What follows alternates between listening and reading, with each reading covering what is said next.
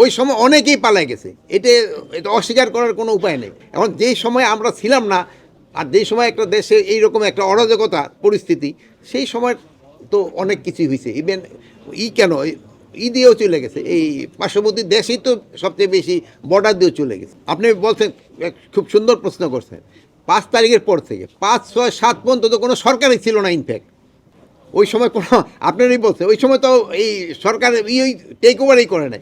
ওই সময় অনেকে পালিয়ে গেছে, ওই সময় অনেকেই পালিয়ে গেছে, এটা এটা অস্বীকার করার কোনো উপায় নেই। ওই সময় অনেক পালিয়ে গেছে, বাট এরপরে গেছে কিনা আপনারা দেখেন, এরপরে হয়েছে কিনা, যে সময় আমরা অলরেডি পাওয়ার নেওয়া হয়েছে, এরপরে হয়েছে কিনা যদি হট বলেন। এখন যেই সময় আমরা ছিলাম না, আর যেই সময় একটা দেশে এইরকম একটা অরাজকতা পরিস্থিতি, সেই সময় তো অনেক কিছুই হয়েছে। ইভেন কেন দিয়েও চলে গেছে, এই পার্শ্ববর্তী দেশেই তো সবচেয়ে বেশি বর্ডার দিয়েও চলে গেছে। যে তবু আমি এটা ইনভেস্টিগেশন করে দেখবো, যেহেতু আপনার নামটা বলছেন, আমি অবশ্যই এটা তবু আবার আপনি একটু ইনভেস্টিগেশন করে দেখেন।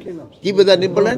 খন্দকার গোলাম ডিএমপি কমিশনার এবং উনি হত্যা মামলার আসামিও ছিলেন। আচ্ছা, ঠিক আছে, এটা আমরা ইনভেস্টিগেশন করে দেখব। মানি লন্ডারিং এর যেটা আপনি বলছেন, বিগত সরকারের বড় সমস্যা ছিল মানি লন্ডারিং। আমার এই যে মতিউর রহমান সাহেব আছে, আমি কিন্তু আপনি যেটা বলছেন ওই পয়েন্টের উপরে আমি তার হেরাস করছি বেশি।